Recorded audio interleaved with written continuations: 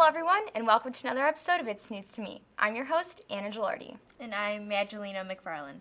Today we will be highlighting important events happening worldwide, nationwide, and right here in our community. I want to start off today by giving a little bit of a birthday shout out to my co-host here, Nina. She just turned 18 yesterday, so woo! But in sports news, NFL owners finished up with their annual meetings on Wednesday, March 24th by approving two new rules that had drawn many protests from the league's coaches. For the 2016 season only, players who received two unsportsmanlike conduct penalties in a single game will be automatically ejected. The league has also moved the touchback after kickoffs to the 25-yard line in order to limit the number of returns after a rise in injury reports during the 2015 season. Both changes were adopted as one-year experiments and will be re-evaluated after the season concludes. The league tried something similar during last season when they changed the line of scrimmage for extra points to the 15-yard line. That rule was made permanent this week. Now here's the board brief coming to us from Rotolo Middle School. Hello, I'm Brian Zwempke, principal at Rotolo Middle School. Today I'm joined with Carol Dopke and Kylie from Team 6-5, and we're going to talk about celebrating Middle Level Education Month. And one of our biggest celebrations has been our students and staff working with a program called LearnStorm. LearnStorm is a math program through Khan Academy focusing on perseverance and grit, and we've had a lot of success celebrating at the middle school level. I'm going to turn it over to Carol Dopke to talk about LearnStorm. Rotolo is participating in the Chicagoland area with over 100,000 students and over 1,000 schools also participating. In the first two cups, Rotolo Middle School earned first place in both mastery and hustle points. And Kylie's going to share with us a little bit about her success and her experience on LearnStorm. So my experience on LearnStorm has been great. I learned a lot of new things, and my favorite thing about LearnStorm is mastery challenges because you get to do mastery challenges that you learned before, and then you get to master them. So yeah. Kylie, can you share with us a little bit about how you've been using perseverance in the LearnStorm challenge? Well, when I do LearnStorm and I'm struggling on a problem, I don't give up, and I just keep doing it, and I know I'll get it. Sometime I'll get it. I just know I'll do it, and then when I finally get it, it's finally oh, finally. And then you get a lot of points, and it makes you feel really good when you finally get it. So. Are you feeling any more success or confident in your math class? Yeah, I feel very confident in math because at first I didn't like math at all, and I wasn't very confident with it. And LearnStorm helped me a lot get my confidence up and get my grades up for math and do better on math testing. Mm-hmm. Great. Kylie, what advice would you give to a student who is struggling in math and wants to get involved in LearnStorm? Just don't give up like I did. I just keep persevering, keep pushing until I get it. And when you finally get it, you're so relieved and you're so happy that you finally got the problem. We look forward to continue working with the LearnStorm organization and celebrating our success. On Monday, March 21st, 2016, a 15-year-old girl from Aurora was reported missing after being seen last in her home on the 500 block of Jackson Street in Aurora. Jacqueline White was said to be intellectually delayed and was discovered by Chicago police on Thursday, March 23rd in downtown Chicago, around 6:30 p.m. She is now home safe with her family back in Aurora. The so-called Butcher of Bosnia, Radovan Karadzic, was sentenced to 40 years in prison Thursday, March 24th. Radovan was found guilty of genocide and other crimes against humanity during his crimes trial in The Hague, Netherlands. Radovan is claimed responsible for the massacre of Bosnian Muslim men and boys in July 1995. There was 11 charges against a 70-year-old psychologist, and he was found guilty of 10 of the 11. These charges included extermination, persecution, forcible transfer, terror, and hostage taking during the Bosnian War, a conflict on estimate that has taken more than 100,000 lives. Thursday's verdict comes a year after the end of the trial in 2014. The trial was 500 days and included 586 witnesses and more than 11,000 exhibits. Coming up after the break, we've got a lot more about the Batavia High School prom. Batavia Main Street.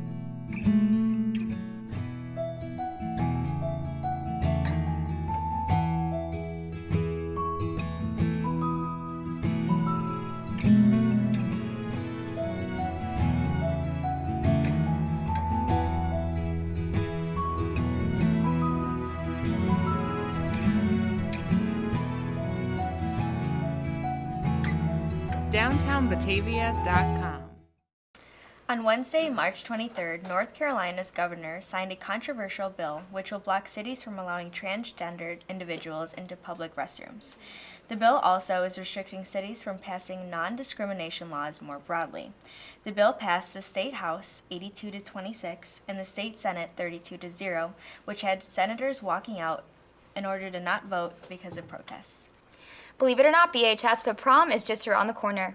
Batavia High School will be having our prom on Saturday, May 14, 2016, on the Odyssey cruise ship which departs from Navy Pier.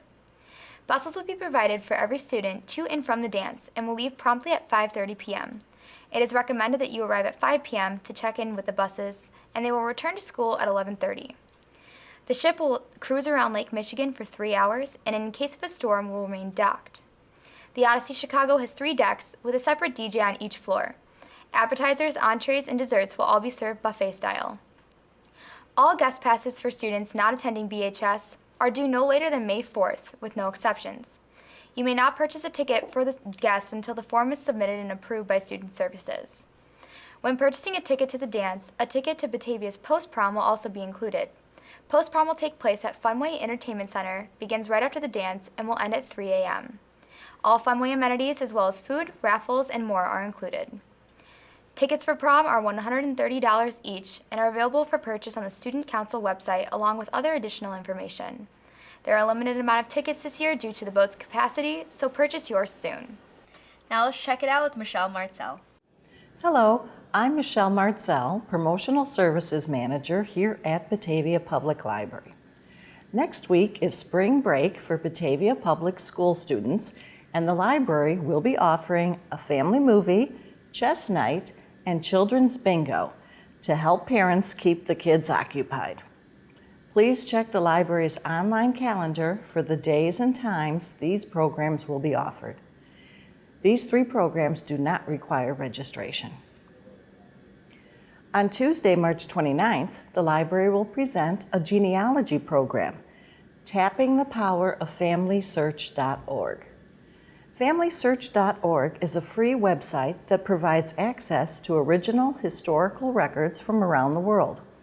It's a comprehensive website, to say the least. Program presenter Maureen Brady will provide a tour of the website and offer helpful hints on how to utilize the website's many features when you're doing your genealogy research. Please register for this program on the library website or by calling the reference desk. Mark your calendar and plan to come to the Library Fair on April 10th from 1 to 4 p.m. in the Founders Room. The Library Fair is our kickoff to National Library Week, which is April 10th through April 16th. The fair includes displays, activities, and demonstrations. Staff from all of the library departments will be on hand to answer any questions you have. You'll also have the opportunity to meet library trustees and members of the Library Friends and Foundation. If you can't make it to the fair, plan to visit the library during the week, when we will celebrate individual departments Monday through Thursday. More information about the fair and National Library Week will be announced at the library and on the library website during the coming weeks. For more information on library programs for children, teens, and adults, visit the library website. I'm Michelle Martzel, and I hope to see you at the library. On Wednesday, March 23rd, multiple terror attacks occurred in Brussels, Belgium. A day after 3 explosions tore through an airport and a subway station in Belgium's capital, police have identified 2 suspects, and they say one is still on the run. ISIS has claimed responsibility for these attacks. The explosions took the lives of 31 people and wounded another 270. The 2 identified suspects are said to be authorities for criminal offenses, however, are said not to be linked to terrorism. Other suspects involved in the investigation are said to be linked to ISIS, specifically the Paris attacks.